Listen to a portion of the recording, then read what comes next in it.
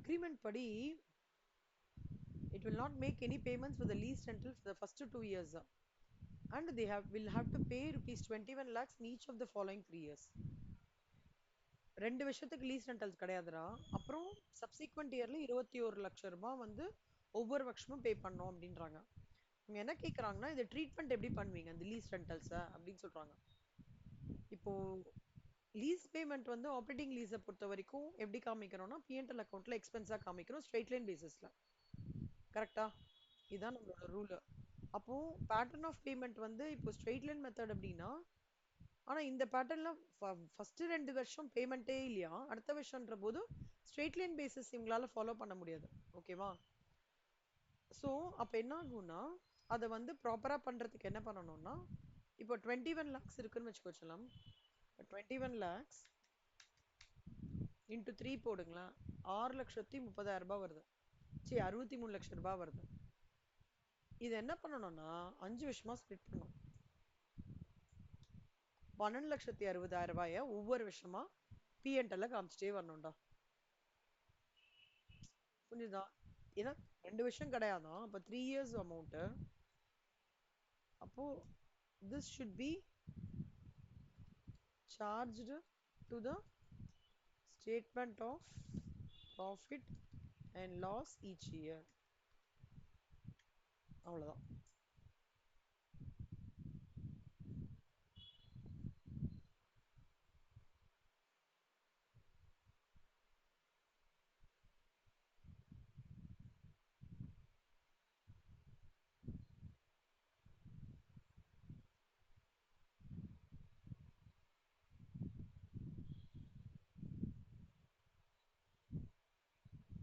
அவ்வளவுதான் கண்ணா. Okay, next Vishnu limited வந்து ஒரு பிரிண்டிங் மிஷின் வந்து கரூர் லிமிடெட் கிட்ட இருந்து 3 years எடுக்கிறாங்க.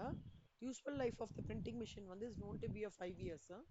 It was agreed between the lessor and lessee and that the amount will be paid in 3 installments and the termination.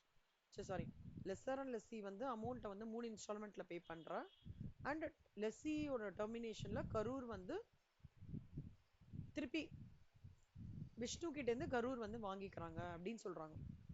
Printing மிஷினோட cost அன்கேரண்டீட் residual value வந்து 2 லட்சம், fair value 15 லட்சம், இன்டர்னல் ரேட் ஆஃப் வந்து 10. இப்போ என்ன கேட்கறான், இது லீஸ் வந்து ஃபினான்ஸ் லீஸா ஆப்ரேட்டிங் லீஸான்னு கேட்கறான்.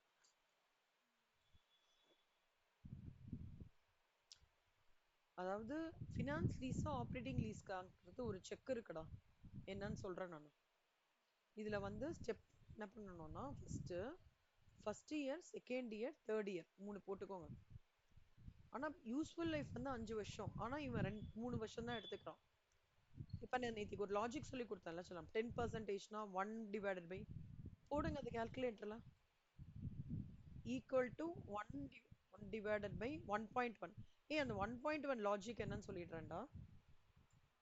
1 டிவைடட் பை 1 பிளஸ் 10% 0.01 சொல்லலாமா? இதான் அது. இப்போ ஒருவேளை 20%னா 0.20, 1 டிவைடட் பை 1 பிளஸ் 0.20, 30%னா 0.30, இப்படி வரும். புரியுதா சொல்லலாம்? ஸோ 1 டிவைடட் பை 1.10, 0.90, இதுலேருந்து இது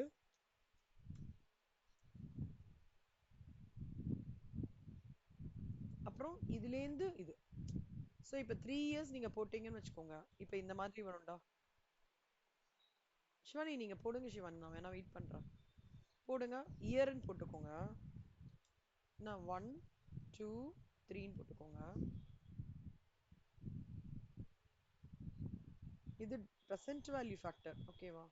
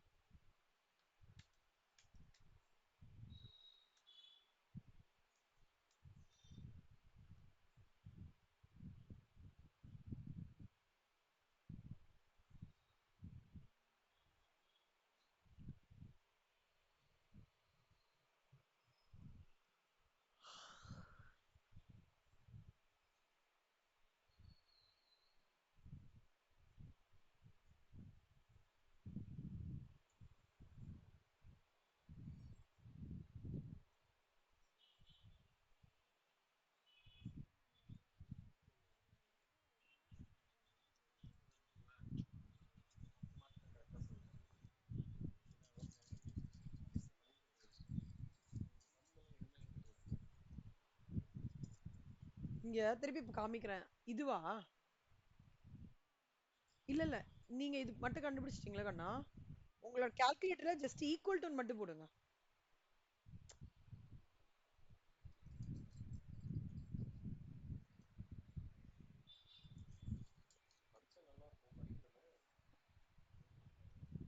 ஜஸ்ட் ஈக்குவல் டு போட்டாலே 0.026 கிடைச்சிரும்டா. நான் இங்க எக்ஸல்ல போடுறதுனாலடா. திருப்பி ஈக்குவல் டு போடுங்களேன். சூப்பரா வந்துடுச்சா? வெரி குட்ரா. இப்போ இதுல பாருங்க சிவானி, அவன் என்ன சொல்றான்னா, அன்கேரண்டீடு ரெசிடுவல் வேல்யூ லீஸ் பீரியட் எப்ப முடியுது? 3 வருஷமா? அப்ப அந்த 3 வருஷத்துக்கு 2 லட்சத்துக்கு பிரசன்ட் வேல்யூ என்னன்னு கண்டுபிடிக்கணும்டா. 2 lakhs into தேர்ட் இயர்ல தானே இது வாங்க, அது கண்டுபிடிச்சு, அது கண்டுபிடிங்க. அன்கேரண்டீட் ரெசிடுவல் வேல்யூவோட பிரசன்ட் வேல்யூ.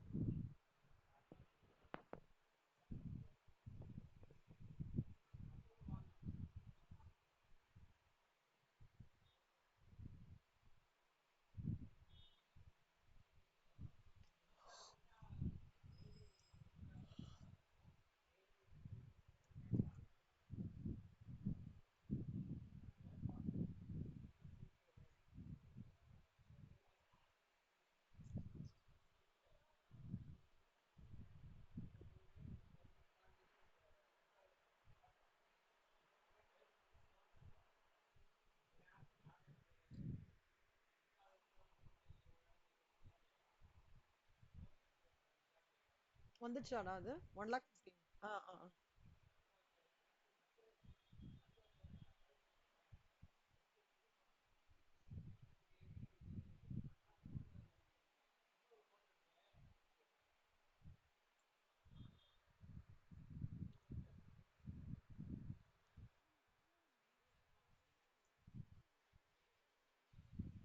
இல்லடா 7513 இன்டூ இது 2 lakhs. இட்டு பண்ணுடா.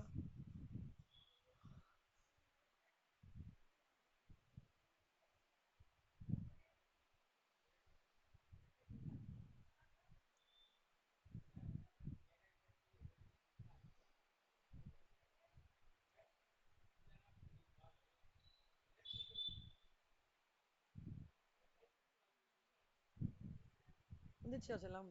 ஓகே. இப்போ ஃபர்ஸ்ட் அவன் என்ன கேக்குறான்னா, இப்போ இது லீஸ், ஃபினான்ஸ் லீஸும் ஆப்ரேட்டிங் லீஸ்க்கு என்ன கண்டிஷன் தெரியுமா? இந்த ஃபேர் வேல்யூல எனக்கு at least 60% above present value of lease payment இருந்ததுன்னா, then it's a very much you can say it as a finance lease. 60% இப்ப நான் present value of lease payment என்ன தெரியுமாடா? 15 lakhs minus 1,50,262. ஓகேவா? அப்போ எனக்கு எவ்வளவு கிடைக்கிறதுனா அரௌண்ட்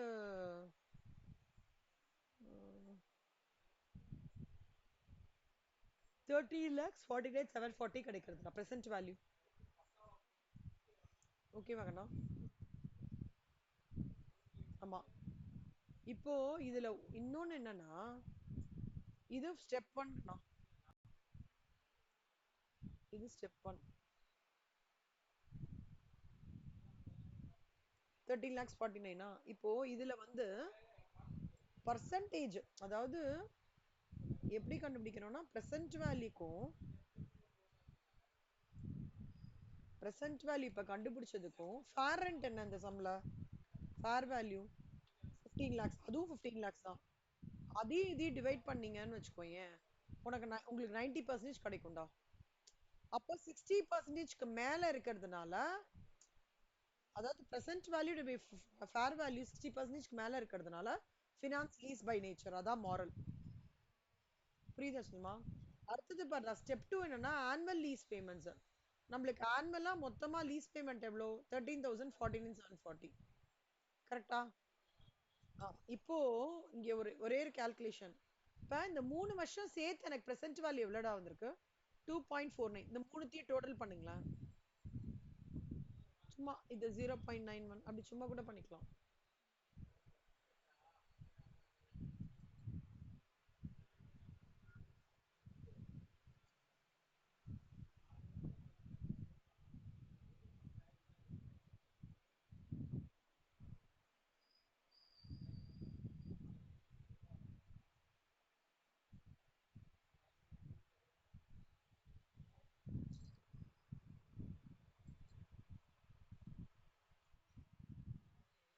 2.49 வெரி குட். இப்ப பாருங்க செல்லம், இப்ப அந்த 2.49 இருக்கு இல்லையா, பட் இந்த 2.49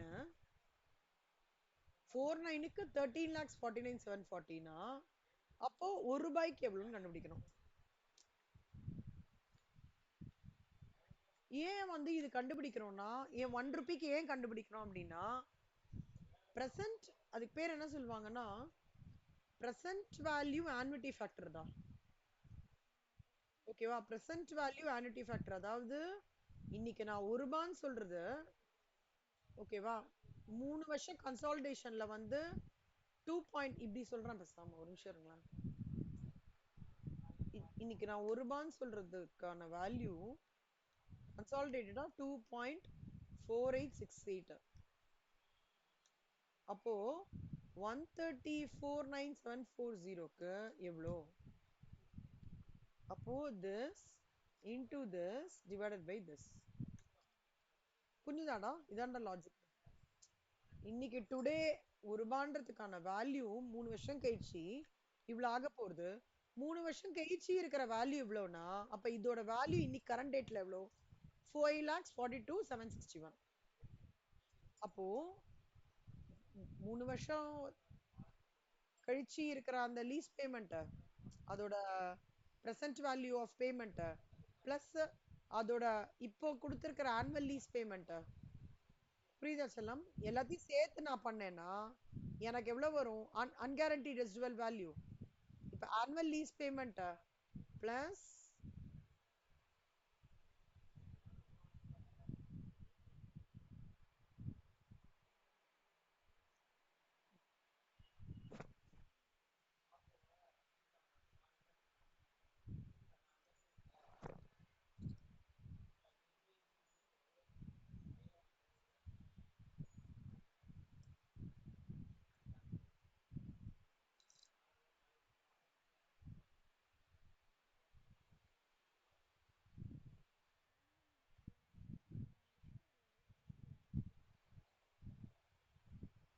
annual lease payment plus present value of lease payment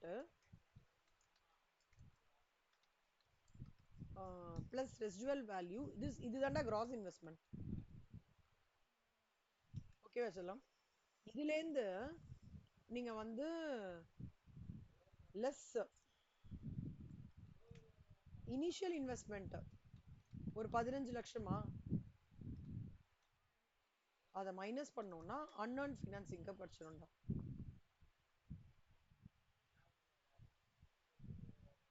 ஆனா இது ஈஸி கிடையாது செல்லம், கொஞ்சம் ட்விஸ்டிங் தான். ஆனா போட்டிங்கன்னா ஈஸி ஆயிடும். Annual lease payment plus present value of lease payment, அதாவது இது ஆனுவல் லீஸ் பேமெண்ட் செல்லம், 5,42,762 ஆனுவல் லீஸ் பேமெண்ட். இது present value of lease payment, அதாவது நம்ம ஃபர்ஸ்ட் ஸ்டெப்ல கண்டுபிடிச்சோமே 5 lakh.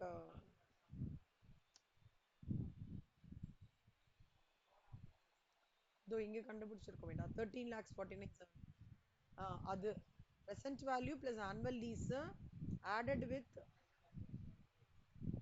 unguaranteed will give you gross investment. Less initial investment will give you unearned. அவ்வளவுதான் சொல்லுவேன். புரியுதாடா? இது வேணா செல்லமா ஒரு டேப்லெட் காலம் மாதிரி வேணா போட்டுக்கூட ஃபார்மேட். ஆமாமா எழுதலாம்டா.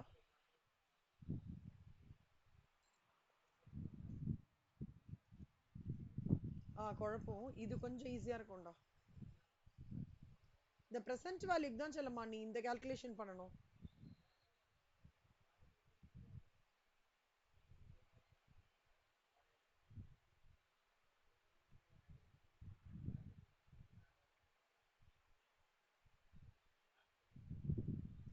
present value of lease payment. இது வந்து உன்னோட annual lease payment ஓட calculation.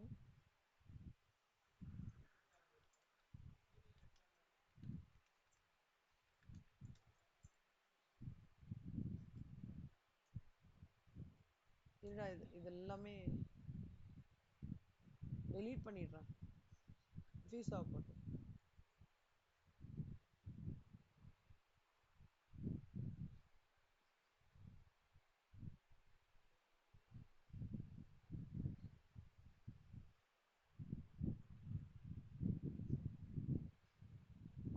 இது மட்டும் ஞாபகம் வச்சுக்கோங்கணுமா?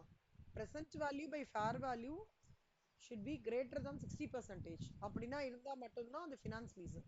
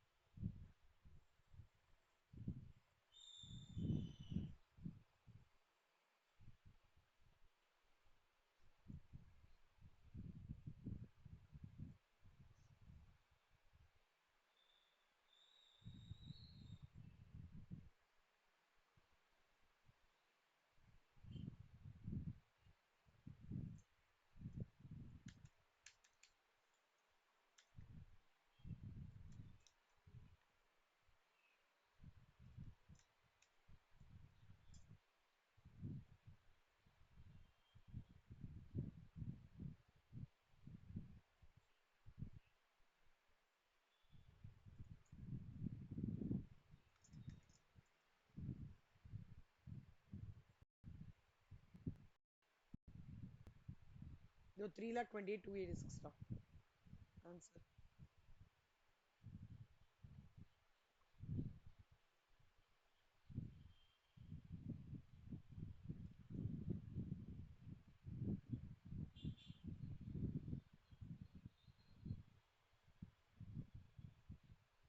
ஆன்சர் கீழே இருக்கு கண்ணா, பாத்துக்கோங்கண்ணா.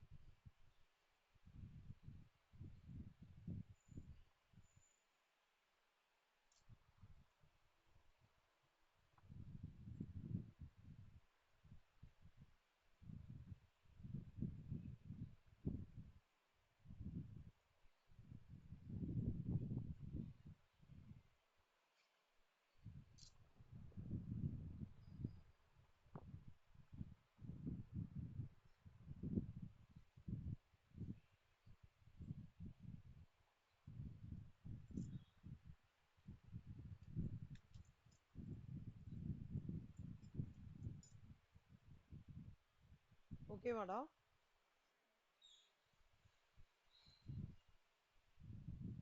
3 பார்க்கலாமா? இது பாரா, PQ Limited sold machinery having WDV of 80 lakhs to BR.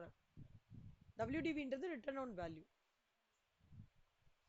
80 லட்சம் மரத்த 100 லட்சத்துக்கு விக்கிறாங்க. And the same machinery திருப்பி leased back by BR Limited. இவங்க வித்துறாங்கடா. நான் இதை கரெக்டா சொல்றேன், அண்டர்ஸ்டாண்ட் பண்ணிக்கோங்க. PQ BR. PQ என்ன பண்றான்? அவனுக்கு இருந்த மிஷினரிய PQ seller, BR buyer. Okay, BR என்ன பண்றான், அதே ப்ராப்பர்ட்டியை திருப்பி பிக்யூக்கு லெஸ்ஸரா மாறி, பிஆர் லெஸ்ஸரா மாறி பிக்யூ லெஸ்ஸியா மாறிடும். புரியுதா கான்செப்ட்?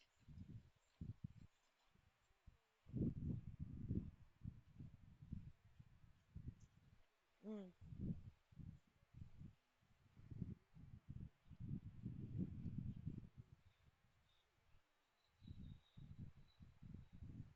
பிஆர் இல்ல இல்ல இல்ல, இப்ப யார்கிட்ட ப்ராப்பர்ட்டி வந்துருது? ஆ, அப்ப யார் லீஸுக்கு விட முடியும்? அப்ப அவன் லெஸ்ஸர். யாருக்கு லீஸுக்கு விடுறான்? ஆ, புரியுதா? அதான் கான்செப்ட். அதான் சம்மு, சாரி. இது ஆப்ரேட்டிங் லீஸ்ன்னு சொல்றாங்கடா. So the complete transaction is temporary தான், ஷார்ட் டேர்ம் தான். இந்த கான்செப்ட் இது ஃபர்ஸ்ட் இந்த டீடைல் புரிஞ்சுதா?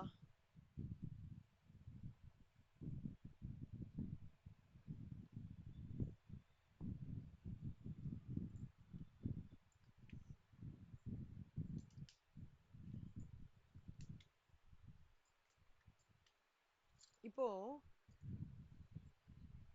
WDV 80 lakhs டா.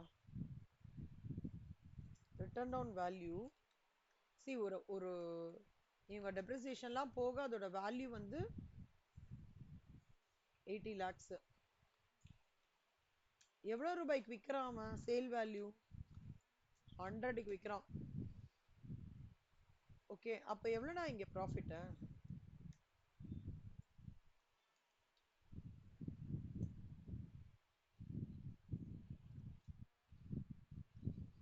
ஆ, ப்ராஃபிட் எங்க காமிப்போம்?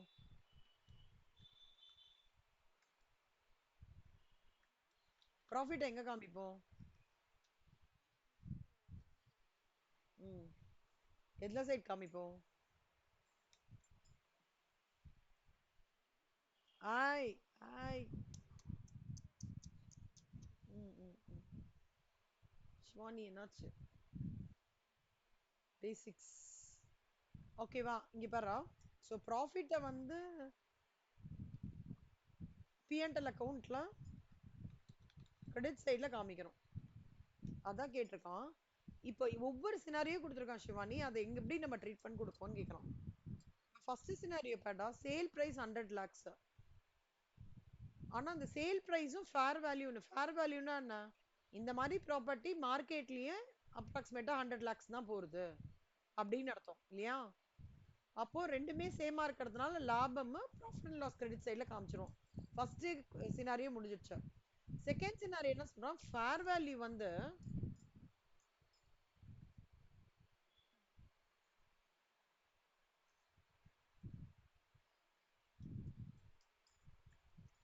ஃபேர் வேல்யூ வந்து 120. அப்பனா நீங்க பாத்துக்கோங்க கண்ணா, ஃபேர் வேல்யூ 120. ஓகே, ப்ராஃபிட் வந்து ஆம், ஆமா ஃபேர் வேல்யூ 120, சேல் வேல்யூ இது. ஆனா அப்பவும் இது லாபம் தான், கரெக்டா? அப்பவும் இந்த ப்ராஃபிட் அண்ட் லாஸ் கிரெடிட் சைடுல தான் காமிக்கிறோம். ஓகேவா? Next fair value. இப்போ அடுத்த சினாரியோ பாருங்க.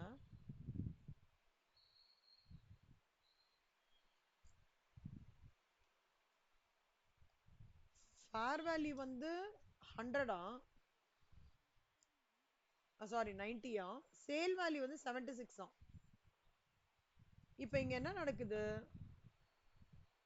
80 lakhs வர்த் இருக்கிறது 76 இதுக்கு தான் போயிருக்கு, கரெக்டாடா?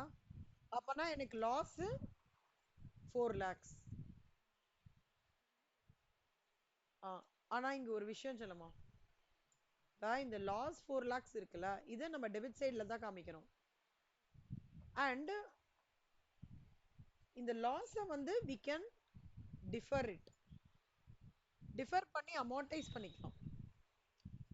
ஓகேவா? It should be immediately recognized. எப்ப நான் ரெகக்னைஸ் பண்ணுவேன்னா, சி லாஸ் வந்து இம்மீடியட்லி, அதாவது ரெண்டு விஷயம் இருக்கு சிவானி. நான் இதை இம்மீடியட்டா டெபிட் சைட்ல காமிச்சிடலாம் பிஎன்எல்ல. எப்பன்னா எனக்கு ஃபியூச்சர் லீஸ் பேமெண்ட்டே இல்ல, ஃபியூச்சர்ல நோ ஃபியூச்சர் பேமெண்ட், அவ்வளவுதான். இந்த வருஷத்தோட முடிக்கிறதுன்னா நான் மொத்தமா லாஸை காமிச்சாகணும், லாஸ். ஒருவேளை எனக்கு ஃபியூச்சர் பேமெண்ட் இருக்குன்னா நான் அதை டிஃபர் பண்ணிக்கலாம். அப்படின்னா என்ன? அமார்டைஸ்னா என்ன? கேபிட்டலைஸ் பண்ணிக்கலாம். Defer and amortise the loss. புரியுதா? ஆ, கரெக்ட். இப்ப நாலாவது சினாரியோ, டி சினாரியோ பார்க்கணும்.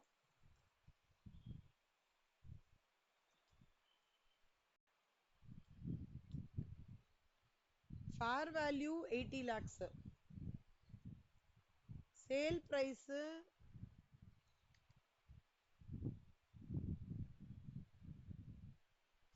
Return on value 80, return on value 80, sale value 100, fair value அதை விட கம்மியா இருக்கும்.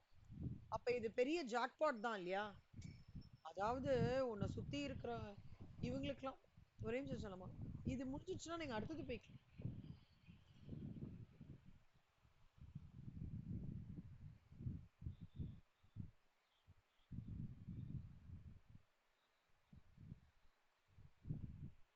அடுத்த December question paper June set வேண்டாம்.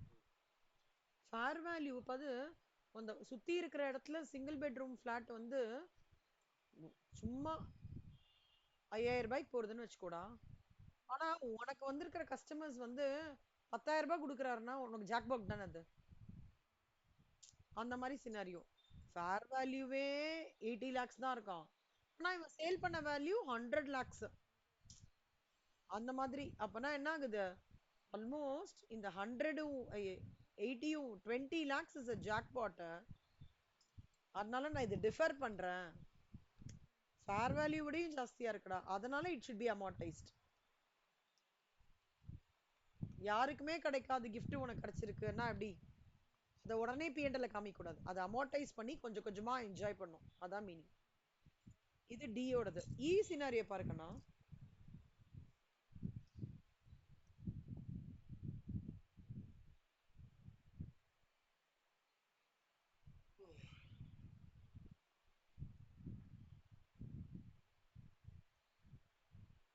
ஃபேர் வேல்யூ 92, சேல் பிரைஸ் 100,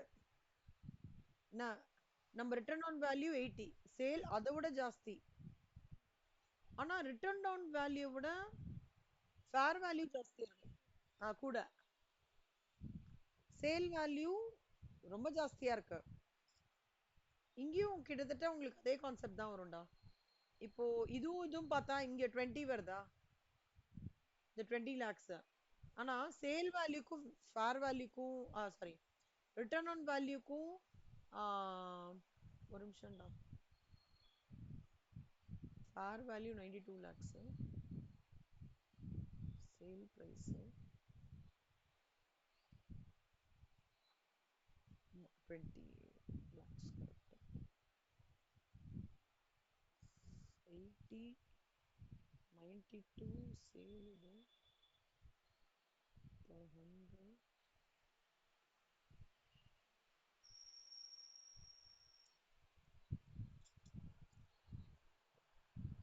இப்போ ரிட்டர்ன் ஆன் வேல்யூட ஃபேர் வேல்யூ ஜாஸ்தியா இருக்கலாம். அப்போ இந்த 2 பாயிண்ட் இருக்குல்லடா, இங்க ஒரு 12 லட்சம், இங்க ஒரு லாபம். அந்த 12 லட்சம் லாபம் வச்சுக்கோங்க. அதே மாதிரி இது இருக்குல்லடா, இதுவும் இதுவும் சேல் வேல்யூக்கும் ஃபேர் வேல்யூக்கும்.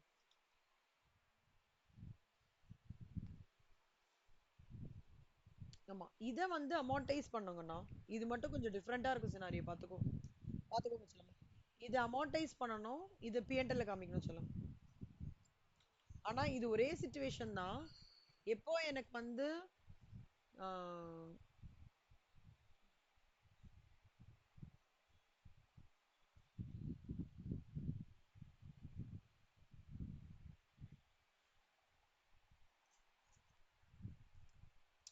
அதாவது இது ஒரு சிச்சுவேஷன் எப்படின்னா, ரிட்டர்ன் ஆன் வேல்யூ விட சேல் வேல்யூவும் ஜாஸ்தியா இருக்கு, ஃபேர் வேல்யூ ஜாஸ்தியா இருக்குடா. இது கொஞ்சம் நல்லா பாத்துக்கூடா.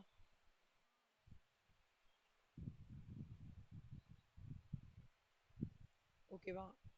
நெக்ஸ்ட் பார் செல்லம். ஃபேர் வேல்யூ வந்து 70 lakhs, சேல் பிரைஸ் வந்து 78 lakhs. Fair value 70 lakhs. ம். ஃபேர் வேல்யூ 70, இது 78. ரெண்டுமே கம்மிடா. இப்ப நீங்க இது பார்த்தேன்னு வச்சுக்கோ செல்லம். ஆம், இங்க ஓவராலா பார்த்தோன்னா இது வந்து 10 lakhs ரிட்டர்ன் ஆன் வேல்யூக்கும், ஐயோ சாரி, இதுவும் இதுவும் பார்த்தோம்னா 2 லட்சம் லாஸ்.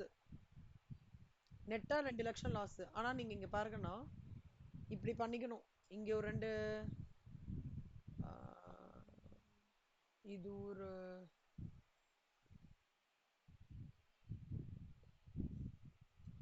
எதிரா பாக்குறோம் நம்ம எஃப்ஆ. அப்போ இங்கேருந்து இங்க பார்த்தோம்னா சேல் வேல்யூக்கும் இதுக்கும் பார்த்தோம் அப்படின்னா ஒரு 8 லட்சமா, அதை அமார்டைஸ் பண்ணணும். அதாவது இது எது எதுன்னா சேல் மைனஸ் ஃபேர் வேல்யூடா.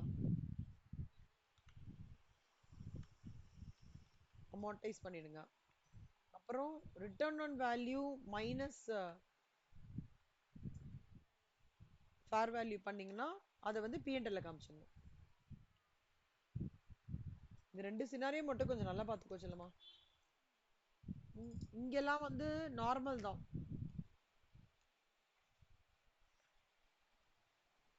இது இதுவும் சேமா இருக்கு.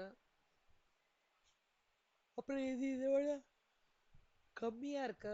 பட் ஃபேர் வேல்யூ, இதுக்கு ஃபேர் வேல்யூ ஜாஸ்தியா இருக்கு. பட் இங்க தான் மட்டும்தான் கொஞ்சம் இதுவாகுது.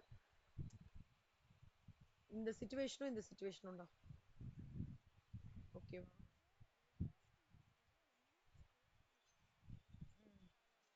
ம். எக்ஸாக்ட்லி. ஆமா ஆமாண்டா. Next, illustration 4. SKS has taken the assets on lease from PC Soft Limited. Lessor இங்க வந்து SKS தான். சாரி, PC Soft Limited வந்து lessor. SK ஃபர்ஸ்ட் அது lessor யாரு lessee யாருன்னு பாத்துக்கோங்க. இவங்க lessor, இவங்க lessee. இந்த lessor lessee lease term 4 years, fair value 16 லட்சம். ஒவ்வொரு வருஷம் எண்ட்ல 5 லட்சம் 5 லட்சம் வரும். கேரண்டீடா 1 லட்சம் கிடைச்சிருமா. ரெசிடுவல் வேல்யூ அப்ராக்சிமேட்டா லீஸ் பீரியட் எண்ட்ல 3 lakhs தான். இம்ப்ளிசிட் இன்ட்ரெஸ்ட் 14.97% எப்படி போடலாம்? ஈக்குவல் டு போடுங்க கால்சில 1 டிவைடட் பை 0.1497.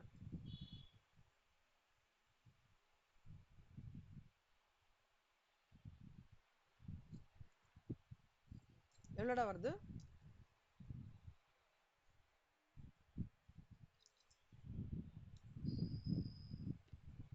ஐயோ சாரி சாரி சாரி,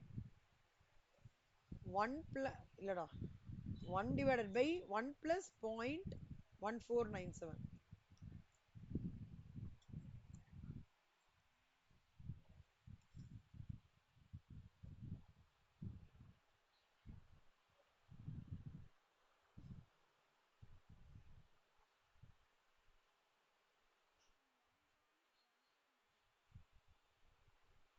ஆன்சரா? இல்லடா, 1 divided by இப்படி வரும் சொல்லம். ஓ 1.1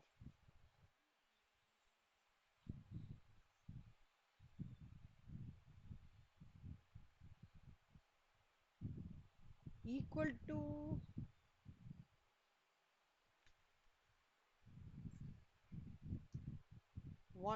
நீங்க நான் இப்ப போடுறது போடுறோம். Equal to 1 divided by 1 point divided by 1.1497 போடுங்க.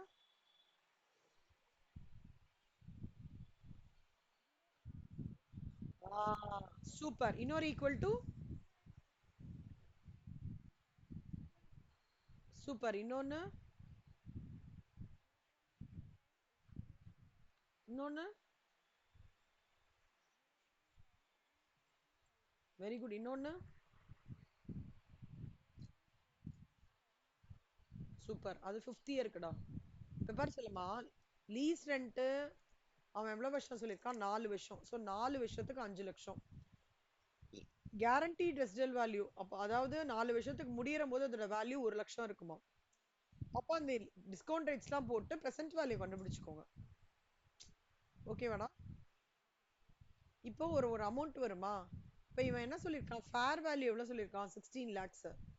அப்போ இந்த 14 lakhs வந்து நம்ம இதுல காமிச்சிடணும், ஃபினான்ஷியல் ஸ்டேட்மெண்ட்ல பிஎன்எல் காமிச்சிடணும், ரெகனைஸ்ட் பிஎன்எல். இப்ப பாருங்க கண்ணா, 14,85,000 பிரசன்ட் வேல்யூ அப்படின்னா, இப்போ நான் வந்து அந்த இது வாங்கினதுக்கு லீஸ் ஃபர்ஸ்ட் இயர் 14 லட்சத்தி, இது லெஸ்ஸி பாயிண்ட் ஆஃப் வியூலடா. லெஸ்ஸினா யாரு, கடன் பைசா கொடுக்க வேண்டியது இல்லையா. அவன் ஃபர்ஸ்ட் இயர் பாத்தீங்கன்னா லீஸ் பேமெண்ட் எதுவும் இல்ல, இன்ட்ரெஸ்ட் சார்ஜ் பிரின்சிபல் எதுவுமே கிடையாது. ஃபர்ஸ்ட் இயர் 14 லட்சம் பெண்டிங். அடுத்த வருஷம் எவ்வளவு லீஸ் பேமெண்ட் பண்றாம, 5 லட்சம். ஆனா இங்க பார்த்தேன்னாக்கா இதுல வட்டி இருக்கு, இதுல வட்டி 14.97. அப்போ இதுல 14.97%.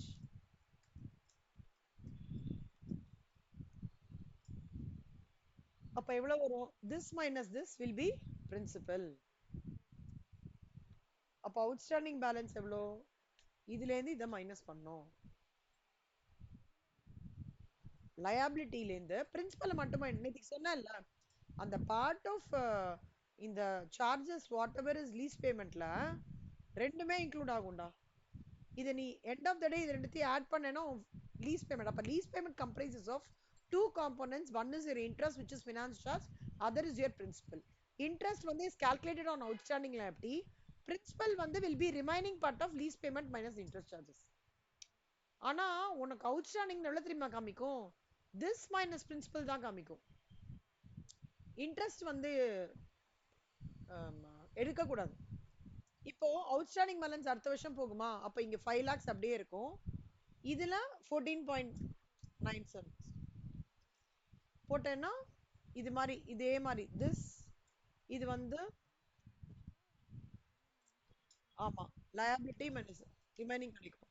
அதே மாதிரி அடுத்த வருஷம் 5 lakhs, இதுல 14.97%. அப்ப இதுல மைனஸ் எவ்வளோ, 3,66,943. அவுட்ஸ்டாண்டிங் பேலன்ஸ் எவ்வளோ, this minus this.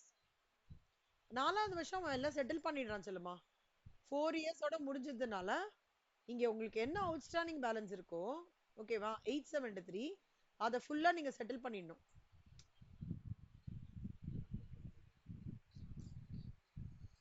Kambaramayanam Shivani ஒரே நிமிஷம்டா சொல்லுமா, ஒரே நிமிஷம்டா. வந்துட்டேன்டா சிவானி. சிவானி இப்ப எப்பவுமே கடைசி வருஷம் என்ன தெரியுமா, என்ன அவுட்ஸ்டாண்டிங் பேலன்ஸோ செட்டில் பண்ணிடுவாங்க. அப்போ அந்த அமௌண்ட் பிரின்சிபல் கிட்ட வந்துரும். ஆனா அவன் 4வது வருஷம் வந்து பார்த்தேன்னா 5 lakh per annum at the end of the year கொடுத்துருக்காங்க இல்லையா. 4வது வருஷம் மட்டும் கேரண்டி ரெசிடுவல் வேல்யூட ஆட் ஆகும், இப்படி 6 lakhs ஆயிடும். அதான் உங்களுக்கு அப்ப ரிமைனிங் என்னவோ அது மட்டும் இன்ட்ரெஸ்ட் பே பண்ணுவாங்க. புரியுதாடா. கடைசி விஷயம் மட்டும் நம்ம என்ன பண்ணுவோம், அசலை பே பண்ணிட்டு ரிமைனிங் என்னவோ அதை மட்டும் நம்ம இன்ட்ரெஸ்டா பே பண்ணுவோம். ஓகேவா. அப்போ உங்களுக்கு என்ன வரும்னா, பிரின்சிபல் வந்து 14,85,590, இன்ட்ரெஸ்ட் சார்ஜஸ் 6,40,000. இதே கான்செப்ட் தான்டா ஹையர் பர்ச்சேஸ்லயும், எக்ஸாக்ட்லி இதே கான்செப்ட் தான். இப்போ அவன் அவன் வந்து என்ன கேக்குறான்னா, ஃபினான்ஸ் லீஸ் அப்போர்ஷன் பண்ணுங்க, இதுதான்டா அந்த காலம்.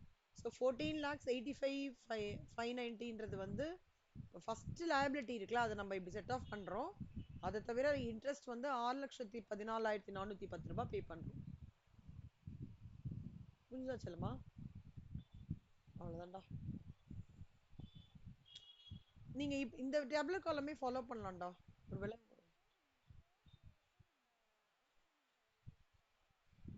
ஆமாண்டா, ஏன்னா லீஸ்ட் 4 வருஷத்தோட முடிஞ்சிருதுல.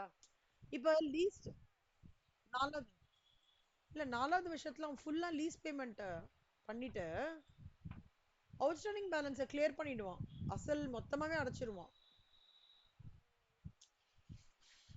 இப்போ 4வது வருஷத்துல மட்டும் எப்பவுமே ஞாபகம் வச்சுக்கோடா, it is inclusive of guaranteed residual value.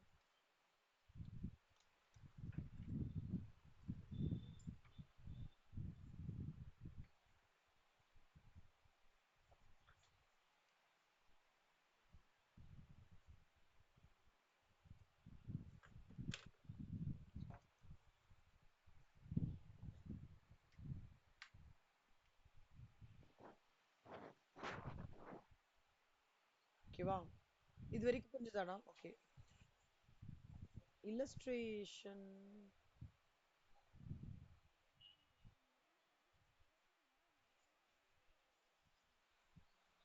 இதுதான் போட்டிருக்காங்களேடா, ஒரு நிமிஷம்டா. அதானே போட்டிருக்காங்க. ஏன்னா நான் கொஷின் மட்டும் விட்டுட்டு நான் என் ஒர்க்கிங் போட்டு ஆன்சர் மட்டும் ஃபைனலா செக் பண்ணுவேன். ஒரு நிமிஷம் இருங்க. இதுதான்டா அவங்க போட்டிருக்கிறது.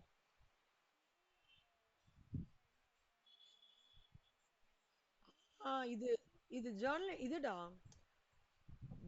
லெட்ஜர் அக்கவுண்ட் போட்டிருக்காங்க. என்ன போட்டிருக்காங்கன்னா இப்ப வந்து ஃபர்ஸ்ட்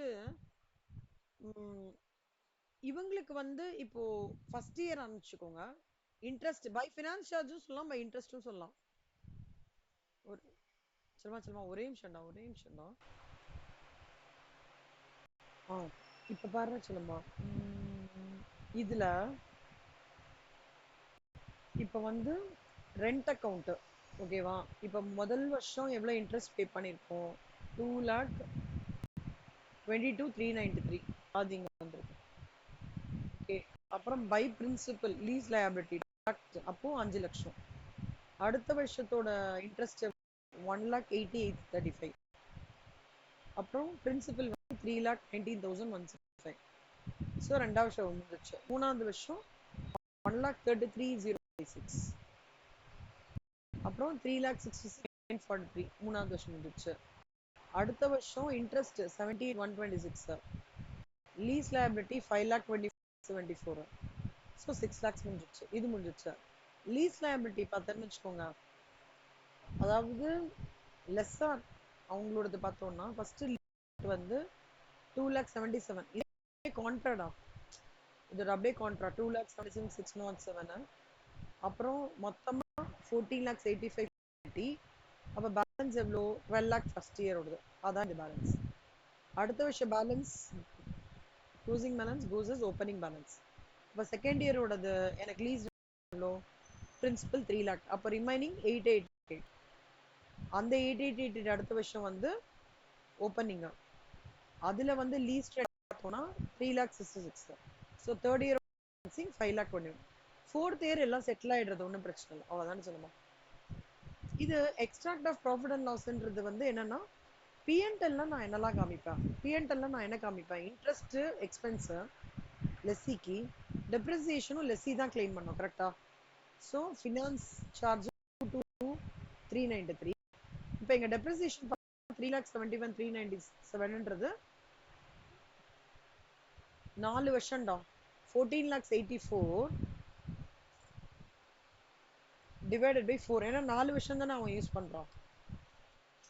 ஸோ போட்டோம்னா ஒரு வருஷத்தோடது வந்து ஸ்ட்ரெயிட் லைன் மெத்தட்ல 3,71,000.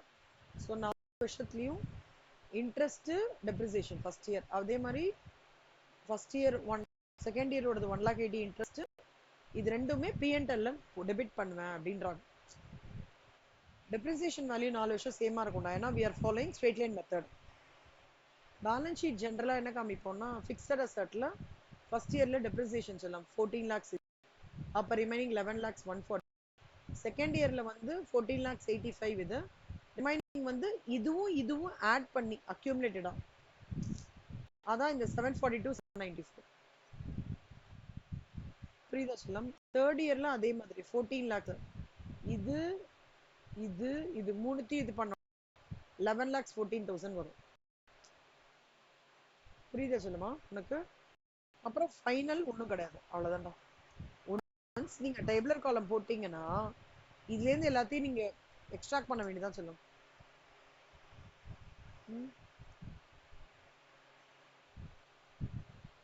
இவங்க இந்த காலம் கொடுக்கல, நான் போட்டிருக்கேன் உங்க வெரிஃபிகேஷனுக்காக. அவுட்ஸ்டாண்டிங் பேலன்ஸ் இங்க கொடுக்கல, நான் ஃபுல்லுக்கு அப்படியே போட்டிருக்கேன். இப்போ இல்லஸ்ட்ரேஷன் 5 இது வந்து லெஸ்ஸி பாயிண்ட் ஆஃப் வியூல ஒர்க் பண்ணோம் சொல்லுமா. இதே செம்ம லெஸ்ஸார் பாயிண்ட் ஆஃப் வியூல இப்போ ஒர்க் பண்ண போறோம். லெஸ்ஸார் பாயிண்ட் ஆஃப் வியூல ஒர்க் பண்ண போறோம். இங்க பாரு சொல்லுமா, லெஸ்ஸார் பாயிண்ட் ஆஃப் வியூல ஃபர்ஸ்ட் ஸ்டெப் 1 வந்து gross investment lease agreement. Lease rent வந்து 4 வருஷத்துக்கா. இப்போ ஒவ்வொரு வருஷம் 5 lakhsனா 4 இயர்ஸ்க்கு 20 lakhs. Guaranteed residual value 1,20,000.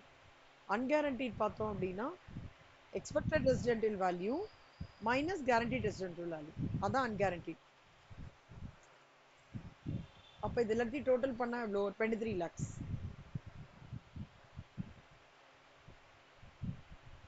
ஓகேவாடா? இப்போ அடுத்த step number 2, unearned finance income. Unearned finance income என்ன? 23 lakhsலேருந்து இன்செப்ஷன் ஆஃப் த லீஸ்னா என்னன்னா, லீஸ் ஸ்டார்டிங்ல அதோட வேல்யூ என்னன்னு அர்த்தம். அதுதான் ப்ரெசென்ட் வேல்யூ. ரெண்டு வார்த்தை தான். இன்செப்ஷன் ஆஃப் லீஸ் அப்படின்னு கொடுத்துருந்தா அதுவே ப்ரெசென்ட் வேல்யூ ஆஃப் கிராஸ் இன்வெஸ்ட்மெண்ட்டாக எடுத்துக்கலாம். ஓகே வச்சலாம். ஸோ அது பார்த்தேன்னா 16 lakhs. இப்போ இது எப்படி கண்டுபிடிக்கிறது மேம்? இது 16 lakhs எப்படி அப்படின்னா, ஆஸ் யூஷுவல் இயர்லாம் போட்டுக்கோ சொல்லுமா. 5 lakhs 5 lakhs. இப்போ நீங்க முந்தின சம்ல பண்ணியே டிஸ்கவுண்ட் எடுக்க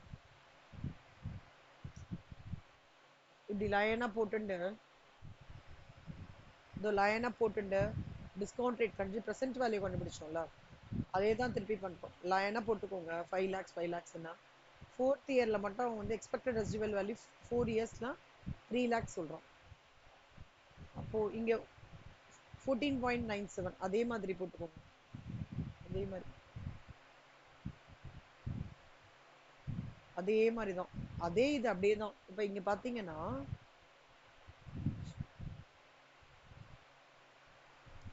இங்க வந்து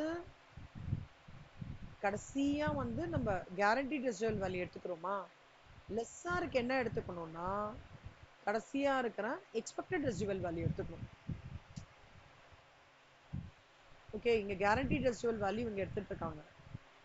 இவங்களுக்கு என்ன எடுத்துக்கணும்னா எக்ஸ்பெக்டட் ரெசிடுவல் வேல்யூ எடுத்துக்கணும். ஞாபகம் வச்சுக்கோங்க.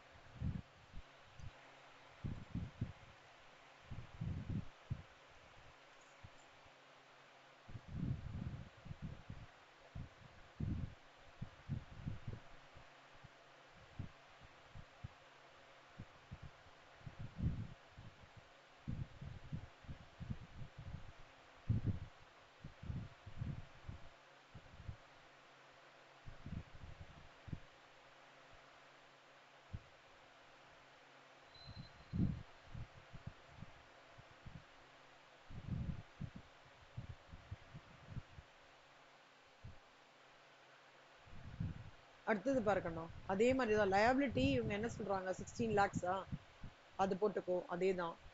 அப்போ இவன் லீஸ் பேமெண்ட் 5 lakhs. அப்போ 16 lakhsல 14.99%. அப்போ இது மைனஸ் பண்ணா இது, இப்போ இது மைனஸ் பண்ணா ரிமைனிங். அதே மாதிரி 13 lakhs. ஸோ இதுல 14 பாயிண்ட்.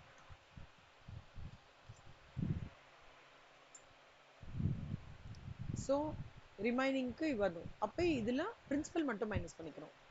அதே மாதிரி அடுத்தது சொல்லலாம். அதே மாதிரி அவுட்ஸ்டாண்டிங் பேலன்ஸ்ல பிரின்சிபல் ஃபுல்லா செட் ஆஃப் பண்ணிடுவோம். இங்க வந்து போன இதுல இங்க வந்து 6 lakhs எடுத்துட்டோம். இங்க வந்து 8 lakhs. எப்படின்னா 5 lakhs பிளஸ் இந்த எக்ஸ்பெக்டட் ரெசிடுவல் வேல்யூ தான் எடுத்துக்கணும். லெஸ்ஸா இருக்கு எக்ஸ்பெக்டட் ரெசிடுவல் வேல்யூ.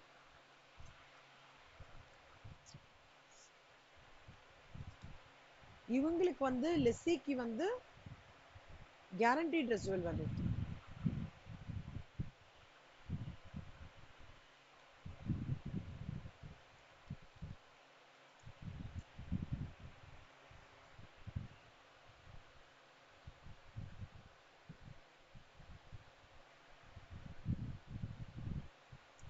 புரியுதா கண்ணா? ஸோ 16 lakhs கிடைச்சதுல இந்த 16 lakhs தான் நம்ம present value of gross investment இங்க எடுத்துக்கிறோம். புரியுதாடா? இதான் இங்க கால்குலேஷன்லாம் போட்டிருக்காங்க. அவ்வளவுதான் சொல்லுங்க. ஸோ இல்லஸ்ட்ரேஷன் 6 7 ஹோம்ஒர்க் பண்ணிடலாம்டா. நான் சொல்லி தந்த மாதிரி தான். அதே மாதிரி இந்த டிஸ்கவுண்ட் ரேட்டிங் எடுத்துக்கணும். அப்புறம் அடுத்ததுக்கும் அதே மாதிரி தான். அப்புறம் லேப்டிலேருந்து பிரின்சிபல் கண்டுபிடிக்கணும். சி இந்த ஜார்னல் என்ட்ரி லெஸ்ஸி இந்த புக்ஸ் ஆஃப் லெஸ்ஸில எப்படி தெரியுமாடா, அவன் மிஷினரி வாங்குறான்ல, மிஷினரி டு லீஸ் லைபிலிட்டி வரும் ஃபர்ஸ்ட் இருக்கிற வேல்யூ. அப்புறம் அவன் டெப்ரிசியேஷன் சார்ஜ் பண்றது இதுல 10%, 1,72,582. ஓகேவா? அப்புறம் ஃபர்ஸ்ட் இயரோட லயபிலிட்டி 2,41,000 பிரின்சிபல், இன்ட்ரெஸ்ட் சேர்த்து 5 லட்சம். அப்புறம் அவன் என்ஜாய் பண்ணுவான்ல, டெப்ரிசியேஷனையும் என்ஜாய் பண்ணுவான், இன்ட்ரெஸ்ட்டும் அவனுக்கு ரெண்டுமே எக்ஸ்பென்ஸ் தான். So PNL account debit to depreciation to finance charges இது வரும். அவ்வளவுதான் சொல்லுமா. புரிஞ்சுதாடா? போட்டு பாருடா. மலை இருக்கும்.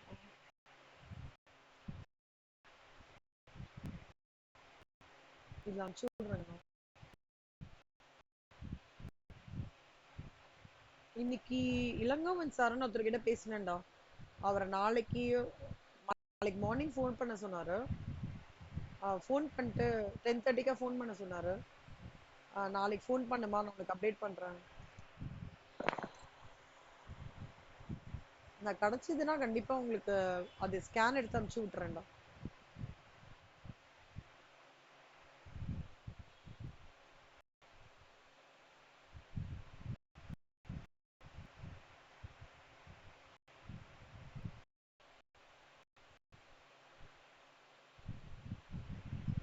So complete this homework before Wednesday வச்சுலமா.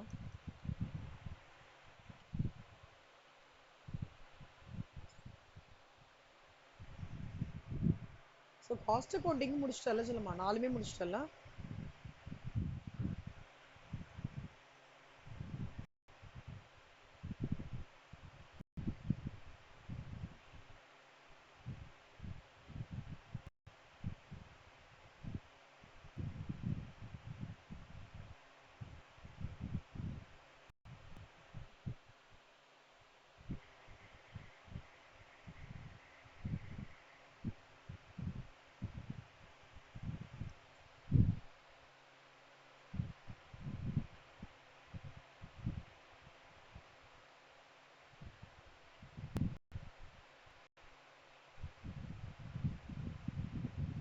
Lease accounting போட்டு பார்த்துட்டு என்ன சொல்லி சொல்லுமா. நான் உனக்கு வந்து ஹையர் பர்ச்சேஸோட பேசிக் சம்ஸ் எடுக்கிறேன். இது டிபார்ட்மெண்டல் அக்கௌண்ட்ஸ்.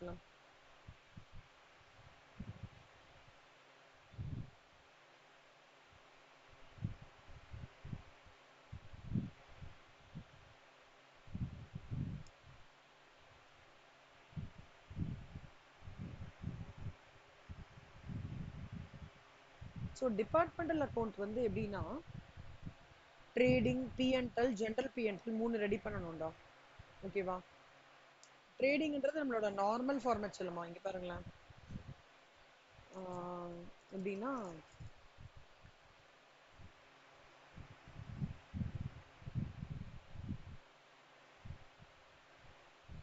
இப்போ சொல்லுமா, 2 ஓப்பனிங் ஸ்டாக், பர்ச்சேசஸ், வேஜஸ், இது சேல்ஸ், க்ளோசிங் ஸ்டாக். ஓகேவா? இதுல வந்து transfers from department 1 to department 2, அப்புறம் டிபார்ட்மெண்ட் 2 அந்த மாதிரி இருக்கும். அப்படின்னா எப்படின்னா ஃபார் எக்ஸாம்பிள் டிபார்ட்மெண்ட் 1, டிபார்ட்மெண்ட் 2, இப்போ டிபார்ட்மெண்ட் 1லேருந்து டிபார்ட்மெண்ட் 2க்கு 5,000 rupees வர்த் கூட்ஸ் மூவ் பண்றாங்கன்னு வச்சுக்கோங்களேன். கூட்ஸ் மூவிங் ஃப்ரம் டிபார்ட்மெண்ட் 1 இங்கேருந்து டிபார்ட்மெண்ட் 2க்கு மூவ் ஆகுது. அப்பனா எப்படி பண்ணணும்னா டிபார்ட்மெண்ட் 1க்கு சேல், அது டிபார்ட்மெண்ட் 2க்கு பர்ச்சேசஸா? கரெக்டா? அப்ப டிபார்ட்மெண்ட்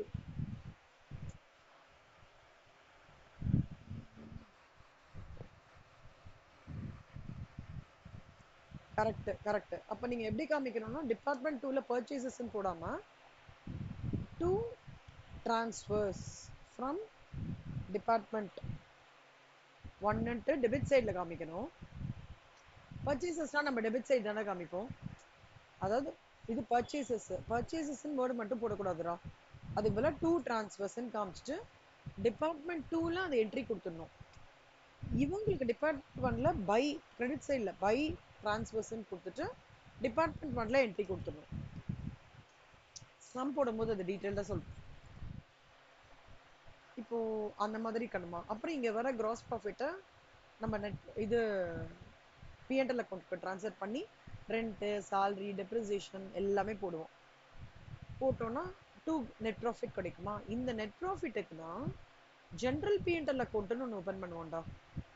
அப்ப அதை பை டிபார்ட்மெண்டல் பிஎன்எல் அக்கௌண்ட்னு ஓப்பன் பண்ணோம்னா இது வந்து ஒரு ஆர்கனைசேஷனுக்கே கம்பைண்டா எக்ஸ்பென்சஸ் இருக்கும். ஒரு ஆர்கனைசேஷனுக்கு கம்பைன்ட் எக்ஸ்பென்சஸ் இருக்கும். அந்த கம்பைன்ட் எக்ஸ்பென்சஸ் ஃபுல்லா இங்க காமிச்சிருவோம். ஓகே சலம், இங்க ஒரே ஒரு யூனிக்கான விஷயம் என்னன்னா ஸ்டாக் ரிசர்வ்ன்ற ஒரு கால்குலேஷன். ஸ்டாக் ரிசர்வ்னு கால்குலேஷன் பண்ணுவாங்கடா. அது எப்ப பண்ணுவாங்கன்னா இந்த டிபார்ட்மெண்ட் பண்ணல இந்த டிபார்ட்மெண்ட் பிக்கு மூவ் பண்ணும்போது ஓகேவா ப்ராஃபிட்ல மூவ் பண்றாங்க.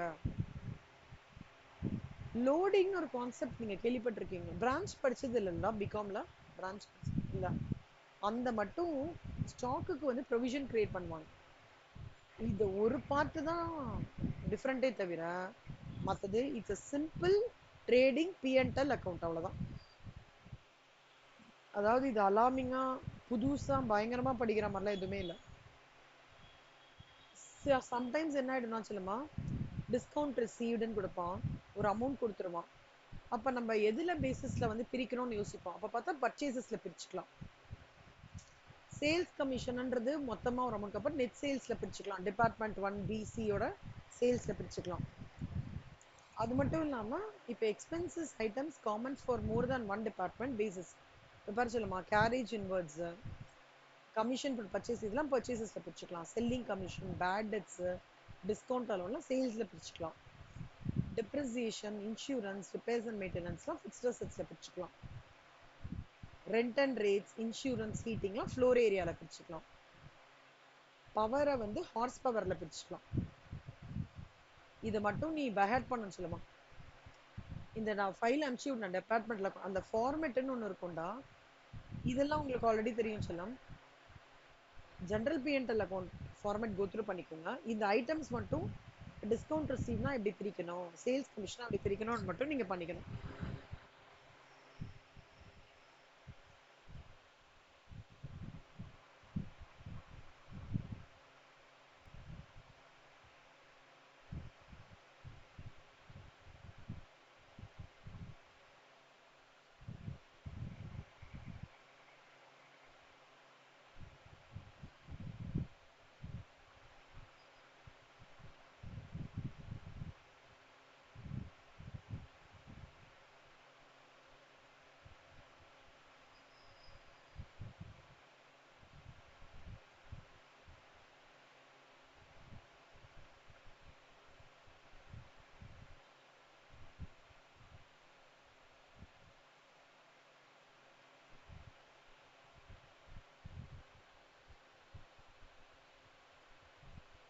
இப்போ கேரேஜ் இன்வர்ட்ஸ்னா பர்ச்சேசஸ்ல பிரிக்கணும் சொல்லலாம். அது கஷ்டமா தான். ரெண்ட் அண்ட் ரேட்ஸ்னா ஃப்ளோர் ஏரியால.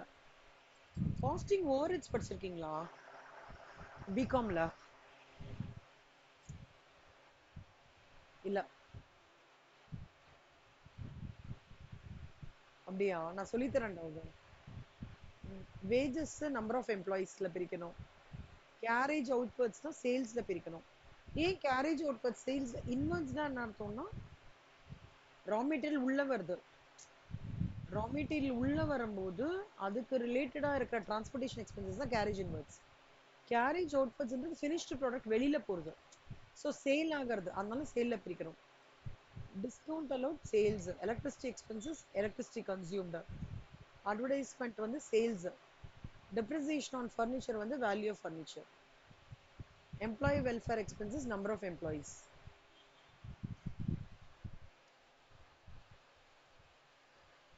fixed asset கரெக்டடா. இப்போ depreciation மிஷினரினா மிஷினரியில பிரிச்சுக்கலாம். அந்த மாதிரி டிஸ்கவுண்ட் ரிசீவ்டுனா பர்ச்சேசஸ்ல பிரிச்சுக்கலாம். அதை வந்து பிரிச்சு XYZ தனித்தனியா நம்ம போட்டுருவோம். பர்ச்சேசஸ்க்கு வந்து XYZ கொடுத்துருப்பாங்க சொல்லம். கேரேஜ் இன்வெர்ட்ஸ்ன்றது 1 நம்பரா கொடுத்துருப்பான். இதோட ரேஷியோ பேஸ் பண்ணி இதுல பிரிச்சிட வேண்டியது. இது நல்லா கோத்ரூ பண்ணிக்கலாம்.